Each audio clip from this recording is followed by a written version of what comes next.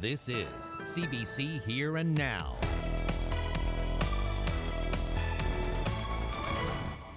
This used to be a hot tub until an unwanted guest moved in.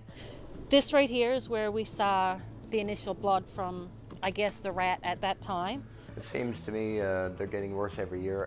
A population surge in Torbay, but not the kind of neighbors anyone would want. Traps and poison seem futile in a fight against large vermin.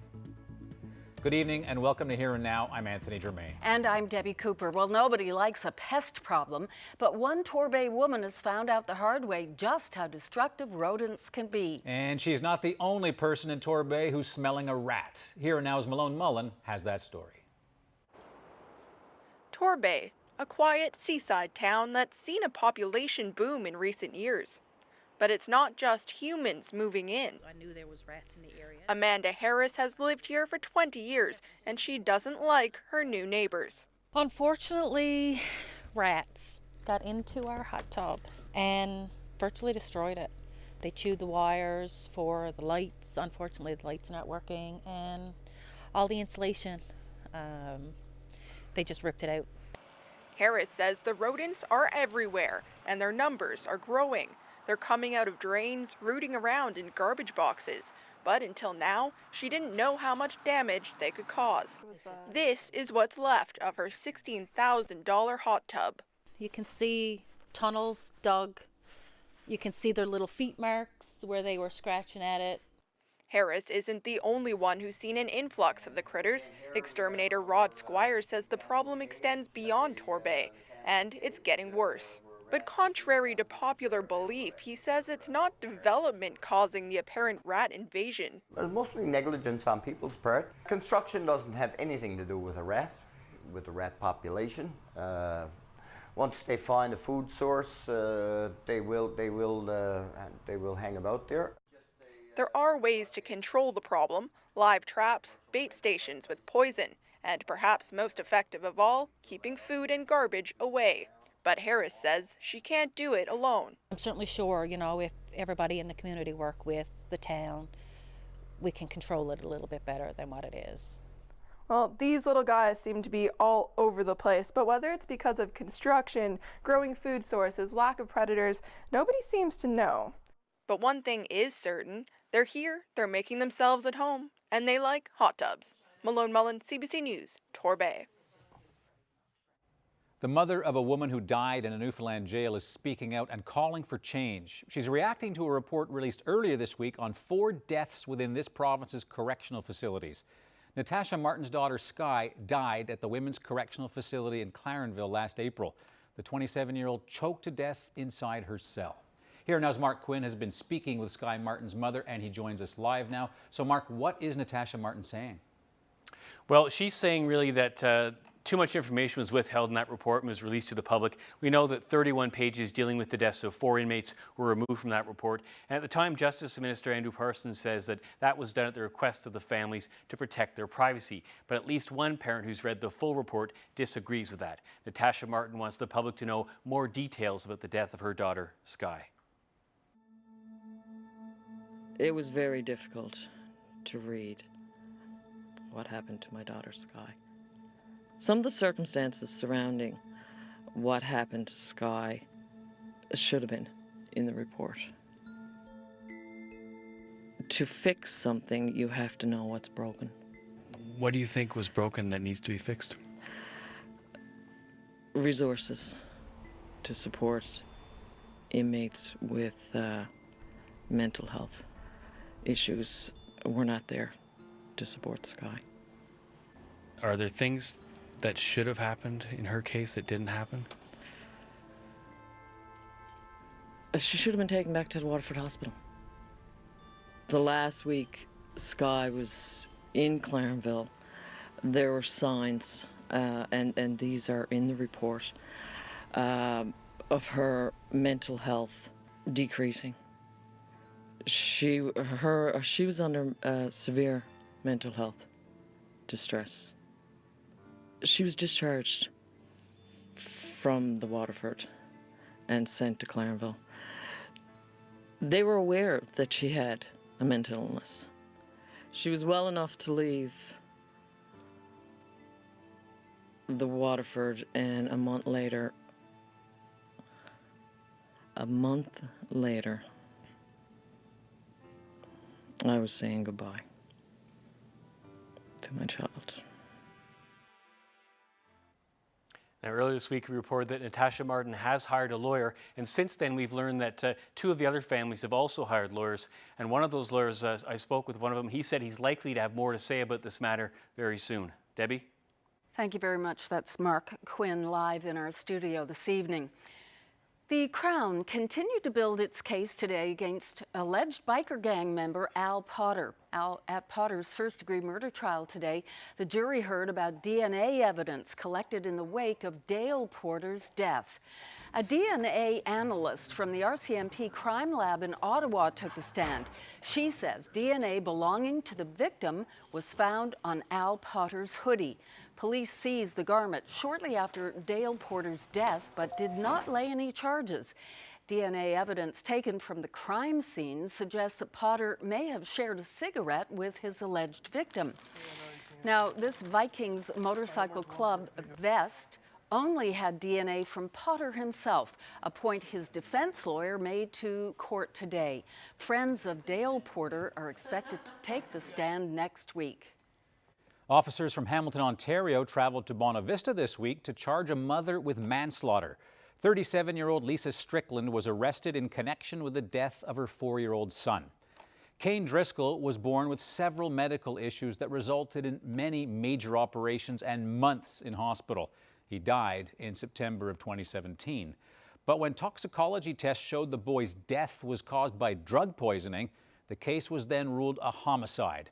During a police investigation into the boy's parents, it was learned that Strickland was pregnant. She then traveled to this province and gave birth. Police say steps were taken here on the island to ensure that child's safety. Together with the local major crime unit, Strickland was arrested this week and taken back to Ontario, where she's in custody. Her infant remains in Newfoundland.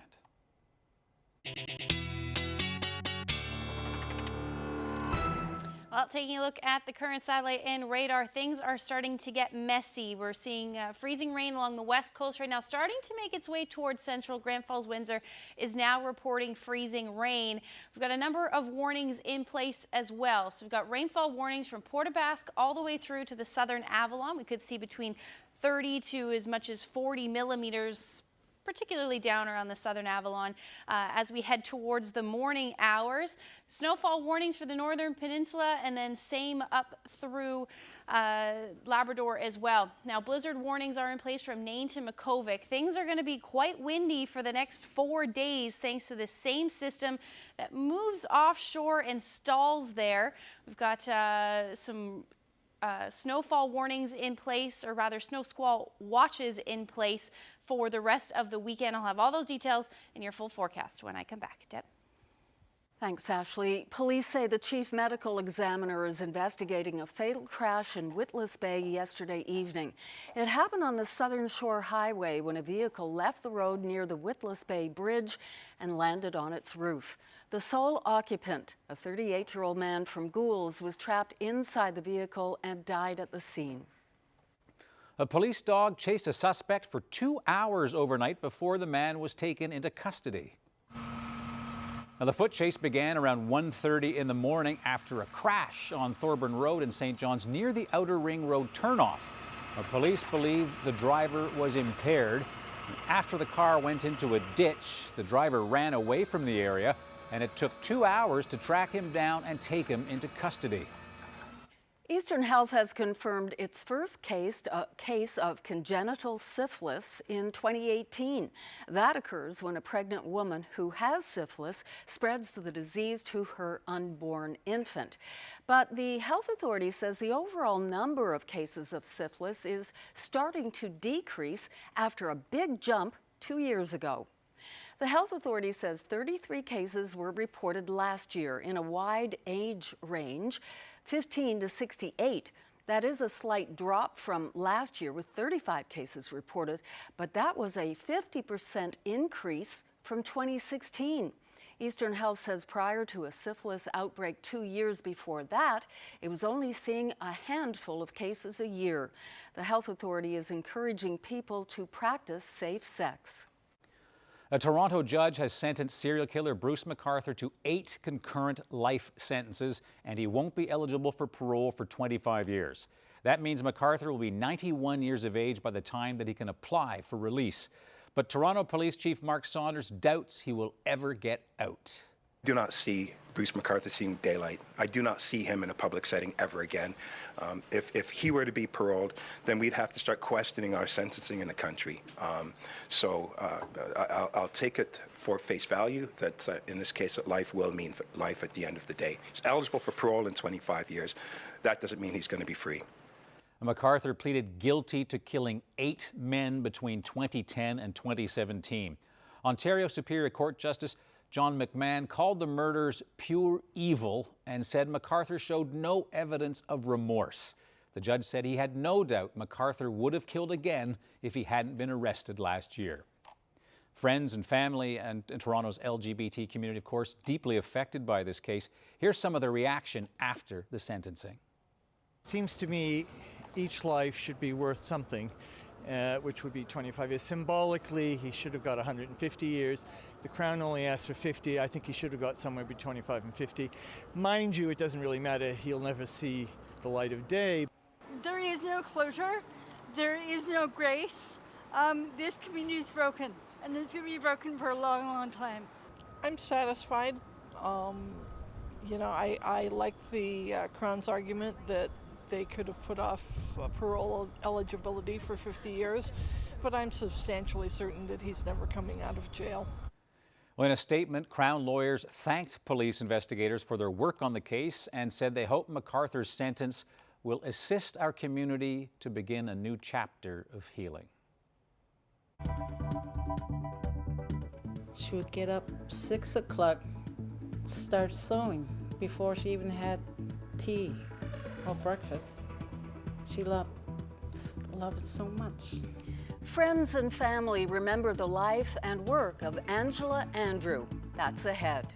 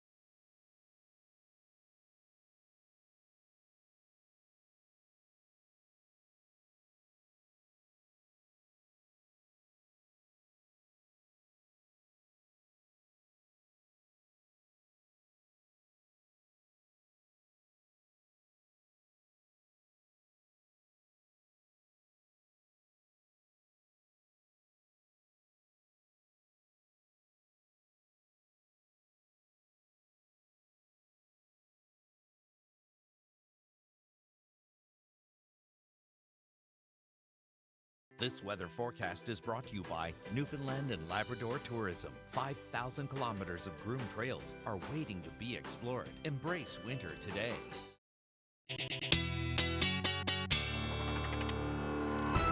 Pretty eventful weather coming. I drove by a grocery store today, parking lot jammed, and Armageddon is here, so everyone had their crates of different drinks and snacks and stuff. We predicted that it would be busy, and you predicted bad weather, and that's still on the way. Yeah, we are looking at a pretty messy weekend as far as snow goes. There's a little bit of everything in the forecast, essentially. Taking a look at the temperatures right now, hovering around the 0 degree mark as that precipitation starts to move in. And there's a pretty significant warm layer in the upper atmosphere, and that's what's leading to all of this freezing rain right now. Now, like I said, it's starting to make its way towards central right now, and temperatures don't move much until at least towards midnight. So we are looking at several hours of potentially seeing freezing rain, especially considering what we're seeing right now. So we do have at least this is what I'm thinking what's going to happen tonight. That freezing rain will eventually make its way towards the Avalon by the time the next couple of hours rolls around. The heaviest rain still will be along the south coast, 20 to 40 millimeters of rain. Otherwise, we're looking at about 10 to 20 millimeters for the rest of the Avalon and through the west coast. And then it's all snow up through the northern peninsula, and then windy conditions as well. So snow and blowing snow could see as much as 25 centimeters by the time tomorrow morning rolls around. Now, up through Labrador, where those blizzard warnings are, I have 30 to potentially 50 plus centimeters of snow by the time Monday rolls around. The system isn't moving much, and that's why we're seeing these warnings right now. So wind warning for Port aux Basques and the Wreck House area with gusts upwards of 120 kilometers per hour. Otherwise, that rainfall warning, thanks to the 20 to 40 millimeters that is going to potentially fall. And then those snowfall warnings up through Labrador.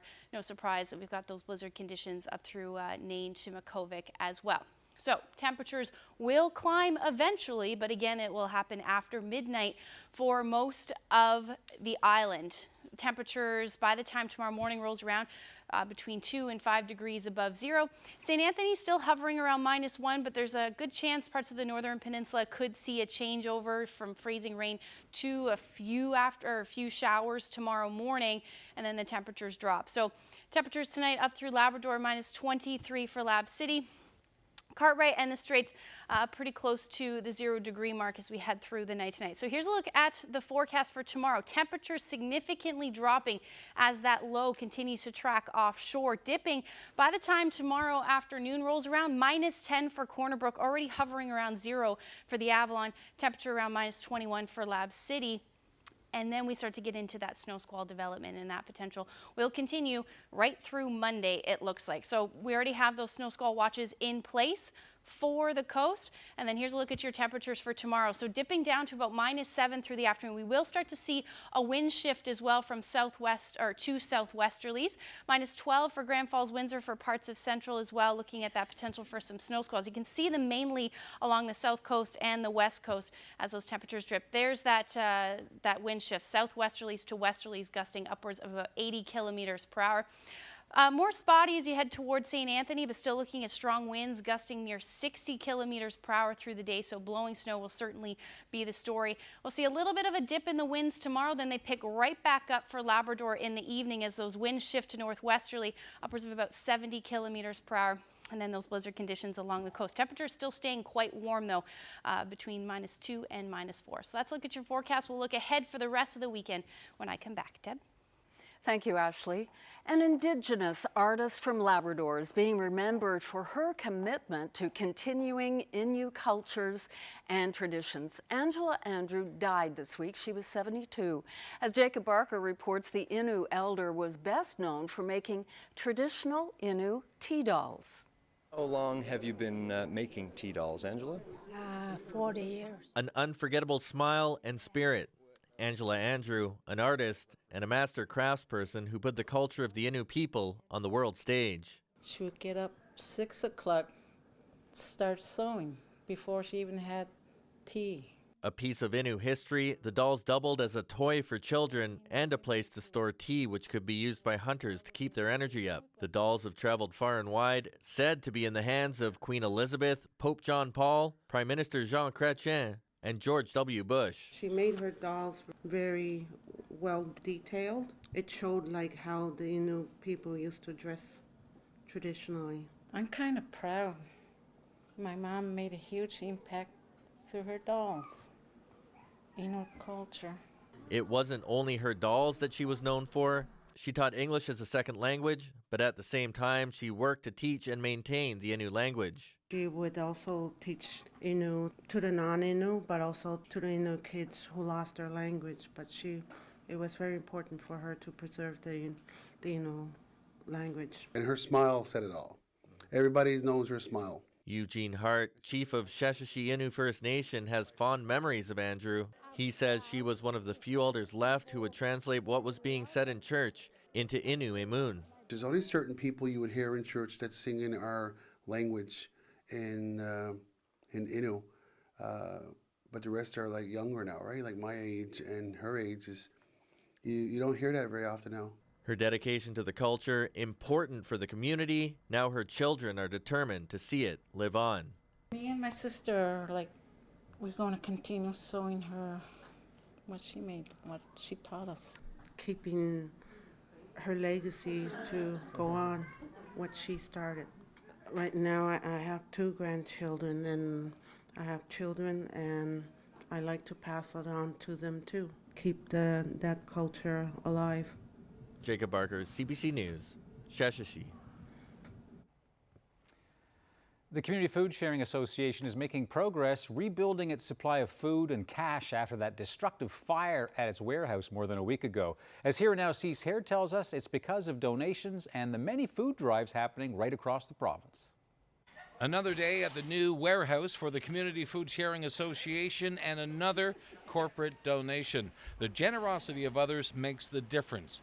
Cash donations and pledges are piling up. Today's check presentation included a free lunch for food bank staff.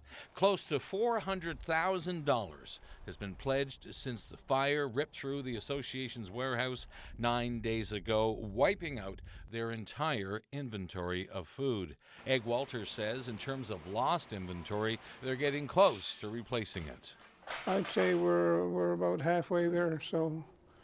And we know there's a lot of food drives that are still going on, and schools are having tremendous food drives. So I would say that by the time that the dust settles, we'll be close to recuperating most of what we lost. All this donated food is exactly what they need, but what they also need right now is people to volunteer to package this stuff. In one room, thousands and thousands of pounds of food. The donations pour in daily. In another room, these banana boxes are not filled with bananas. They're packaged boxes, ready for food banks, ready for shipment. These 300-plus boxes were put together yesterday by a team of volunteers from a local food bank. And then after that, the need is what? Getting teams put together to box the product up. Walters adds there's been no disruption in their ability to supply food banks in this province. He says the new location, made available by the province, takes a lot of the worry away. It's rent-free with no heat bill and no light bill for the next 6 months. Cease Hair, CBC News, St. John's. I'm holding about 25 to 30 pounds of dog feces. Well, the big question is, why is a city councillor holding up a big bag of, I'm not going to say it, the answer in about 7 minutes.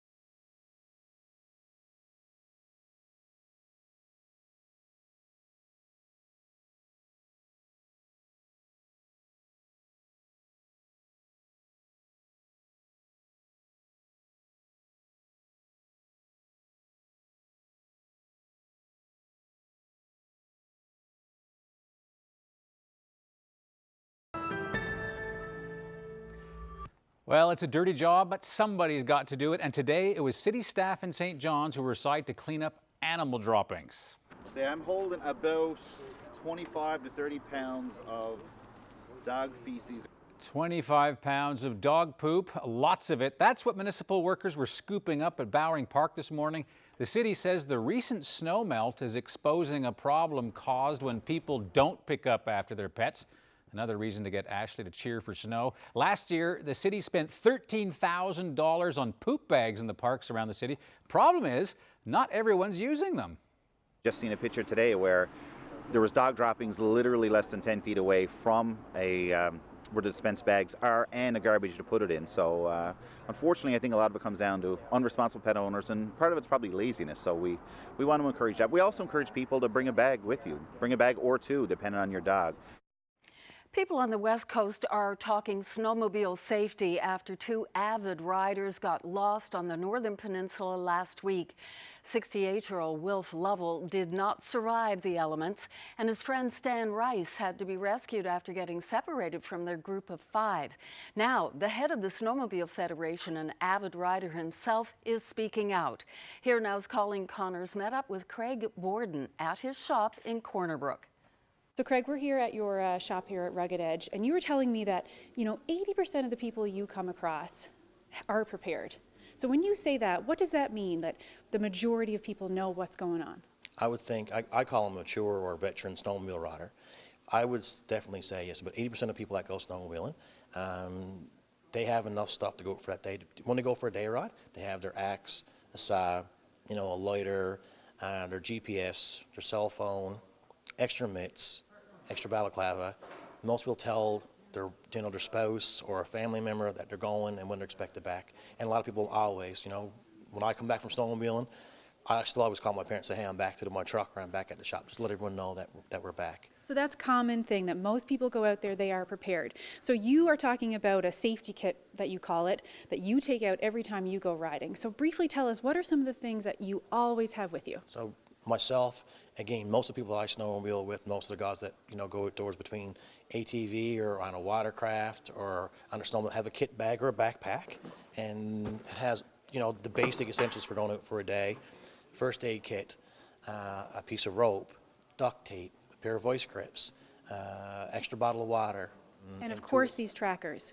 You carry 2 trackers, right? And we'll look at them a little bit closer. So tell us, what are they like and what are they for? So again, I carry a GPS with me, so I know, I am very familiar in my area, but sometimes you can go off trail and stuff happens, so we do carry a GPS. The other thing that we carry with us would be a spot locator. When I'm gone, our staff or a family member can log into the site and see where we are as we travel that day. So you can update every 5 minutes or every half hour or whatever.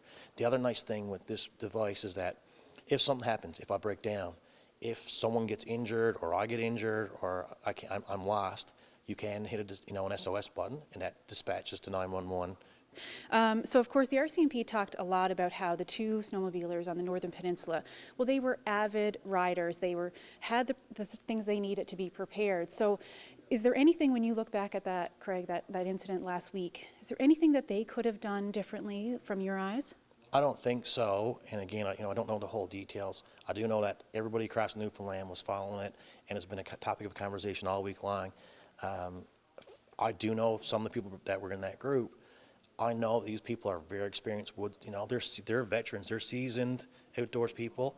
They travel that area frequently, and they knew where they were going and all that. I just think it was unfortunate events that happened that weekend. And they probably had a lot of this stuff with them, right? They would have a lot more than what I have here. They were prepared for taking that journey they were on. So any advice for those going out? What is it, that is the basics here that people should know? For newcomers coming out, be aware of your snowmobile. Know how to start it. It's not just a matter of going and getting lost. If you have a mechanical issue, so know how to change spark plugs, know how to change the belt. Having just a few key items. Having maybe extra mitts, extra hat, extra socks if your feet get wet, and just be prepared. Always let people know where you're going. Yeah, most definitely. I want to thank you so much for filling me in today. Thanks again. Thanks. This matter strikes at the very heart of our rule of law. Opposition parties are calling for an investigation into accusations the Prime Minister's office pressured the former Attorney General to get involved in a fraud case. Julie Van Dusen walks us through the reaction. That's next.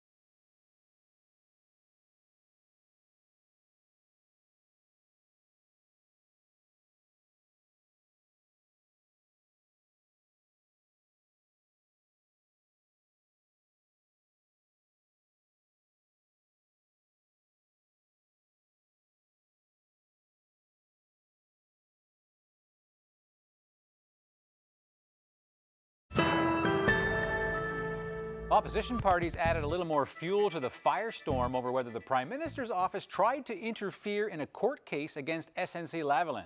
The NDP is now calling for an ethics investigation. They and the Conservatives are also calling for an emergency meeting of the All-Party Justice Committee to get to the bottom of what the PMO talked about with Jody Wilson-Raybould and to assess whether she was shuffled out of the Justice Department because she refused to do what the PMO was telling her to do. Well, Julie Van Dusen is following the story from our Parliamentary Bureau. So, Julie, what steps do the opposition take today on this issue? Well, Anthony, they're fanning this. Why? Because they smell blood. And as you mentioned, the NDP is asking the Ethics Commissioner for an investigation into all of this. The Conservatives, Andrew Scheer, was up at the microphones at 9 a.m. this morning calling for an emergency justice committee to meet next week. You have to keep in mind the House isn't even sitting next week, so everyone would have to fly back for that, to delve into who knew what when. And so he wants to call all sorts of PMO insiders and the former Justice Minister at the center of this, Jody Wilson-Raybould, to determine what happened. So, of course, this stems from that story in the Globe and Mail yesterday that implied that Jody Wilson-Raybould was pressured by the PMO when she was Justice Minister to basically, find a way for SNC-Lavalin to get out of being prosecuted for fraud and bribery charges and to pay a fine instead. So the Prime Minister says the Globe story is wrong. Wilson-Raybould issued a statement today saying she can't talk about anything to protect solicitor-client privilege. The NDP and the Tories aren't buying any of this. They want more details. Take a listen. This matter strikes at the very heart of our rule of law and calls into serious question the ethics and conduct of those at the highest levels in the Prime Minister's office. Words like Watergate and obstruction of justice are popping right now. It could be a game changer for the next federal election. Mm-hmm. Wow. So how damaging, what's your assessment, how damaging is this to the Trudeau government? Well, I mean, it's hard to say right now, but certainly Liberals aren't keen to talk about this. They were kind of running past us on their way into question period.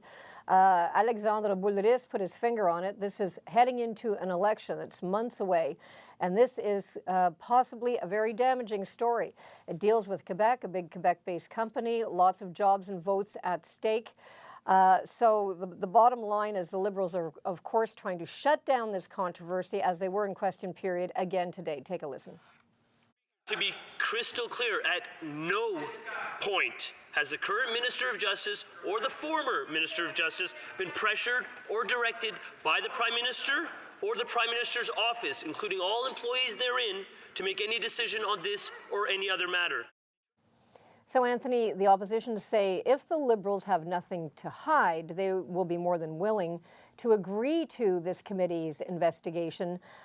So we'll have to see when this committee convenes in an emergency session next week.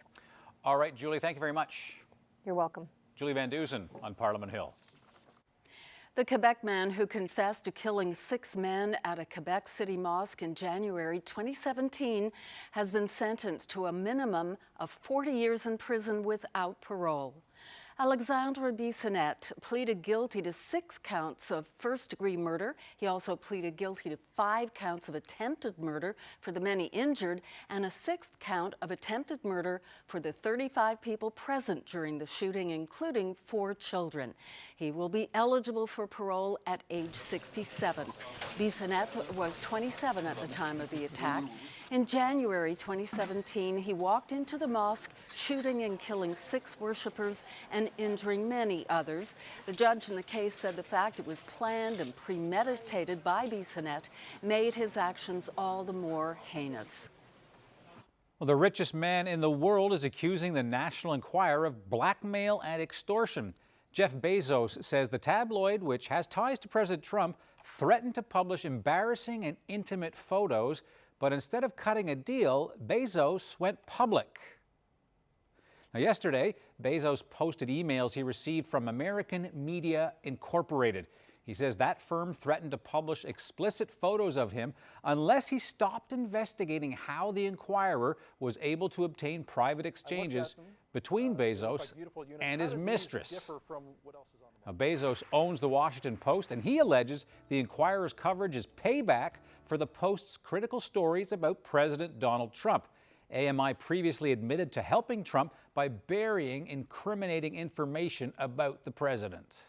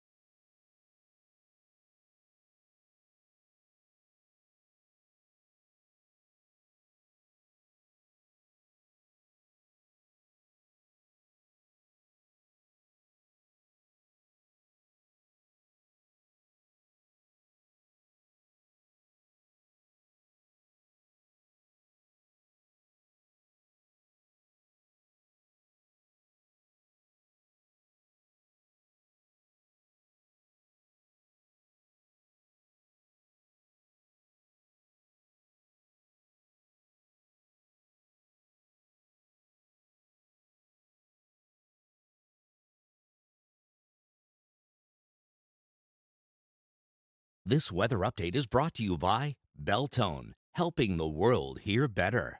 We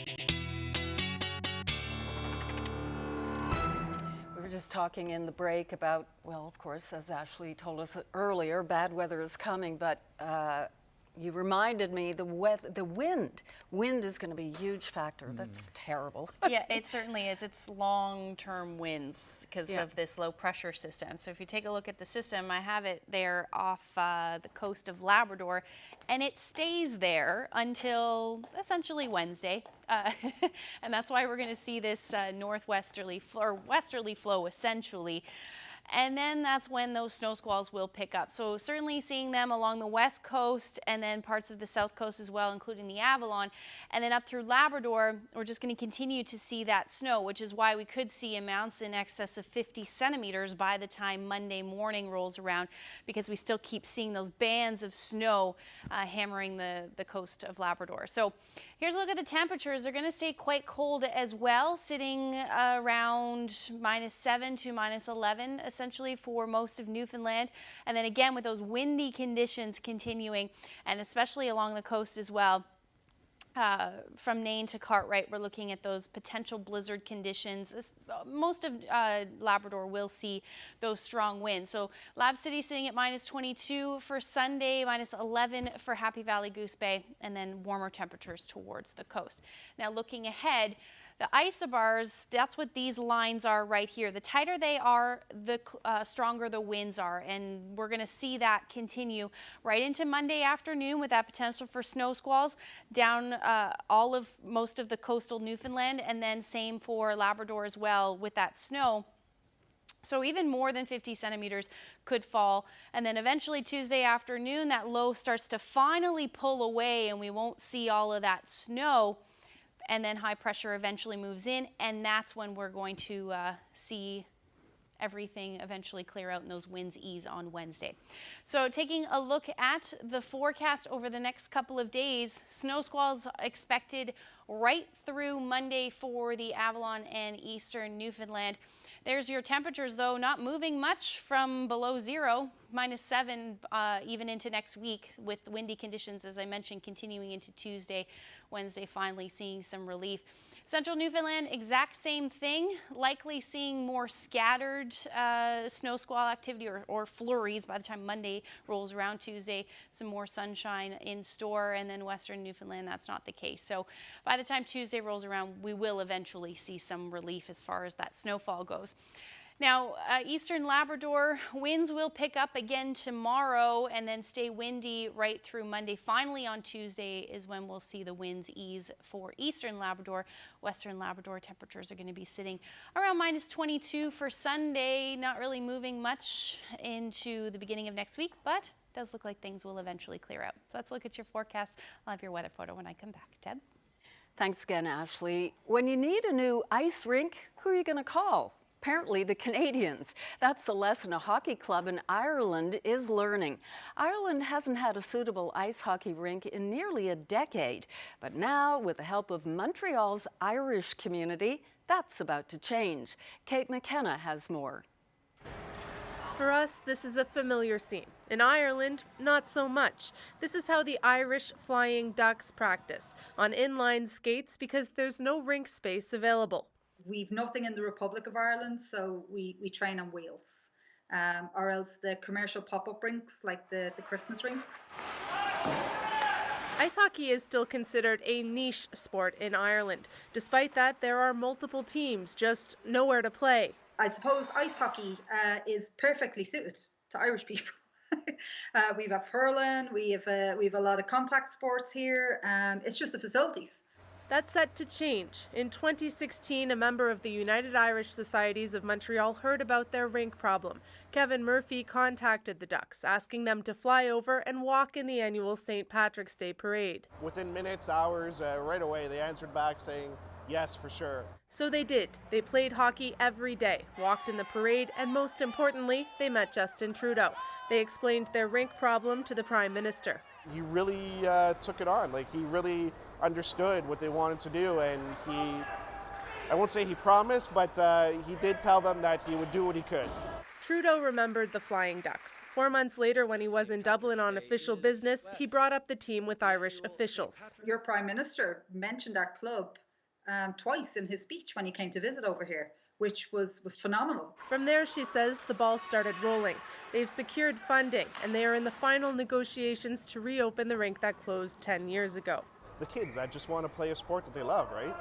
And it's the same thing here. So it's good to be part of. Justin Trudeau responded in a statement saying, "It is fantastic news that the Flying Ducks and the Irish people will finally have a rink to call their own.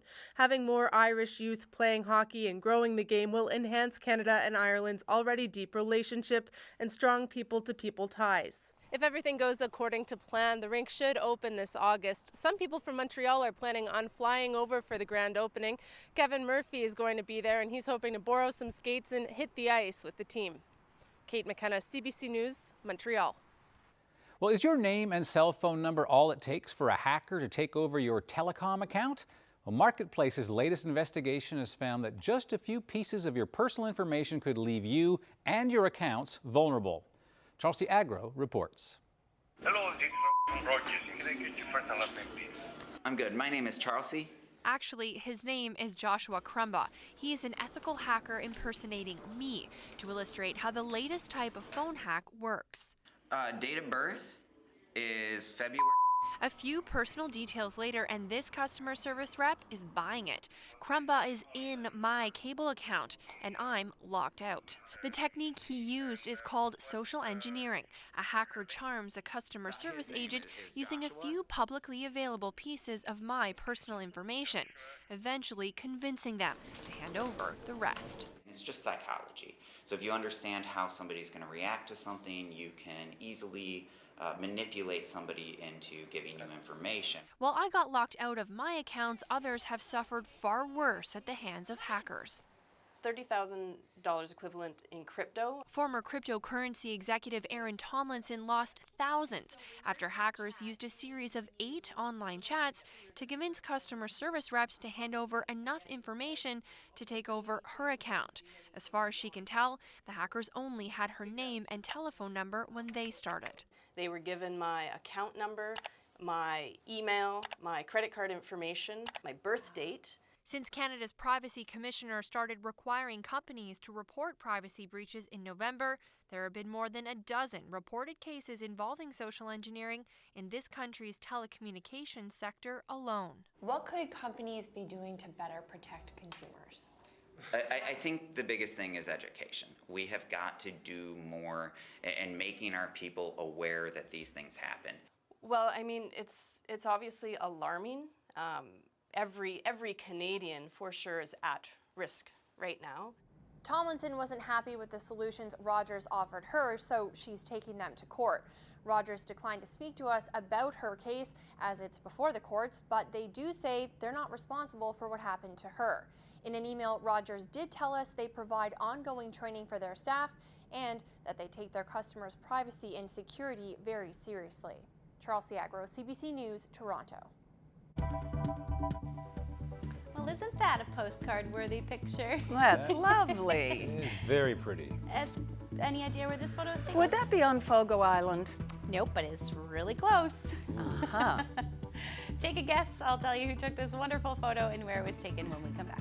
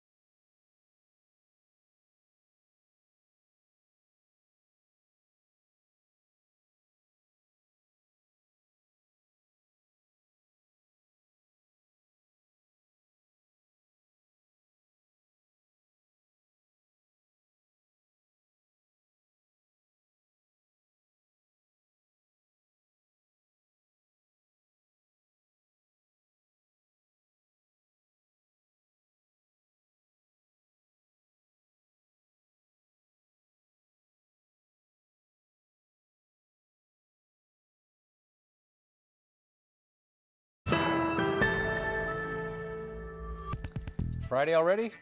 I know this week flew Yeah, by. gone by. Really did. We're going to have a look at that picture at this point? No, we're going to do We're going to birthdays do and anniversaries. I lost my place.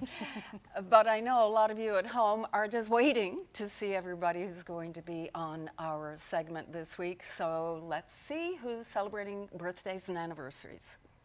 Congratulations to Calvin and Gladys Payne of Rocky Harbour, whose 60th wedding anniversary is tomorrow.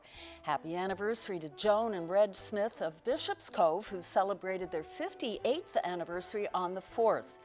Happy 63rd wedding anniversary to Ralph and Selma Piercy of Kelligrews, also on the 4th. Happy 60th anniversary yesterday to Jim and Winnie Cooney of Torbay. And by the way, Jim was a technician here at the CBC for many years. It's a golden anniversary for Fred and Gloria Greene of Carmanville. Happy 59th anniversary to Pat and Linda O'Brien, who celebrated on Wednesday. They're formerly of Bell Island and are now in Cambridge, Ontario. And a happy 93rd birthday to Lloyd Harrell, who celebrated on the 1st. And a happy 90th birthday to Effie Late in Deer Lake, whose birthday was also on the 4th. Happy 97th birthday to Olive Rowe in St. John's. And a happy birthday to Gladys Lehman of Brigus, who'll be 90 years old this coming Tuesday, and she watches Here and Now every evening, so thank you very much for that. And happy birthday to Cyril Skiffington in Glovertown, who turned 94 years of age on January 29th. Birthday greetings to Raymond Squires in St. Anthony, who celebrated 93 years with family and friends on the 6th. Dave and Daphne Bennett from Lewisport enjoyed their golden wedding anniversary this past Monday. Happy 55th anniversary to Joseph and Shirley Billard of Isle of Mort, who celebrated on Tuesday. Best wishes to Winston and Stella Andrews of Corner Brook, who celebrated their 55th anniversary yesterday. Happy 55th anniversary today to Don and Pauline Allen of Corner Brook. Bob and Minnie Lane of Catalina celebrated their 56th on Wednesday. Congratulations. Belated birthday greetings to Clara Ellsworth of Roddickton, now in St. Anthony, who was 100 years old last Friday, the 1st. And birthday wishes going out to Winifred Strong in Jackson's Cove, who celebrated her 93rd birthday yesterday. And a happy 92nd birthday to Stanley Chasson. Anne and Gerald Burke from Grand Falls, Windsor will be celebrating their 65th anniversary tomorrow. And a happy anniversary to Hugh and Teresa Gillis from St. Finton's, now in Corner Brook, who will celebrate 64 years of marriage this Sunday. And it was a golden anniversary yesterday for Clara and Cyril Best from Arnold's Cove. Happy 55th wedding anniversary to Ruth and Carl Brown of Clarenville, who will be celebrating on Sunday. Happy 90th birthday to John Moore of Mount Pearl, also coming up on Sunday. Congratulations to William Caravan of Grand Falls, Windsor, who'll celebrate his 93rd birthday tomorrow. Happy 96th birthday today to Lavinia Howell of Paradise. Wishing Frank and Marie Duffett of Catalina a happy 56th wedding anniversary. They celebrated on the 4th. Best wishes to Jack and Sharon Grandy of Grand Bank, who will celebrate the 51st anniversary on Sunday. And also on Sunday, congratulations to Mac and Joan Ford in Bard Islands, Fogo Island, who celebrated their 72nd wedding anniversary. Congratulations. And a happy 63rd anniversary to Arch and Jean Hoskins from Boswarlos. And best wishes to Chess and Evelyn Lethbridge in Happy Valley Goose Bay, who were married in Paradise River 67 years ago on the 6th. And a happy 63rd anniversary to Chancey and Nellie Butt in Swift Current, whose special day is tomorrow. And congratulations and best wishes to everyone. There you go. So we have now we're going to look at our picture of the day. I was so anxious to see it again. Yeah, because it's a gorgeous shot. Take a look at that photo. Yeah, postcard picture worthy. I would call those clouds the Simpsons clouds. Oh, yeah. That's very scientific of you. Yeah, so that photo was taken in Twillingate. Specifically, it was taken in Back Harbour. So Lauren Hiscock sent us that wonderful shot there. That's a great shot. I was only in Twillingate once to interview Jack Troke, the famous sealer from Twillingate. Yeah. And it was so foggy and rainy the day we were there. I didn't see how even beautiful see that well, was. there you go. That's a beautiful shot there. Actually, you're kind of new here, and as pristine and colorful as that shed looks, There are buildings like that across the province where all kinds of interesting things happen inside behind those doors. Okay. Of a celebratory nature. Oh. Nothing evil. I was like, where are you looking going at with me. that? Yeah, the You may- shed. Yes. The shed party? Yeah. Yeah, heard about those. There's only a matter of time before you get hoodwinked into going to one. I'm sure. Especially now. Yeah. What? now. She's never been to one? Thanks, Anthony. You'll like it. Yeah, exactly. Practice your dart game, though. Oh, okay. Oh, Yeah. that's big. I'm not very good at that. Oh. But that's okay. Practice, practice, practice. Yeah. So anybody can send in pictures. We're always looking for more. Yep, nlphotos@cbc.ca. That's where I'll see them. So, the end of the week, which we said has flown by. I'm going to be off for a little while. Carolyn Stokes is, I was going to say, keeping the seat warm. They make us stand these days. But anyway, Carolyn will be here while I'm away, and I'll be back and see you in a while. Right, and we'll see you on Monday. Good Have a night. great weekend. Good luck at the grocery store. See you. Bye-bye.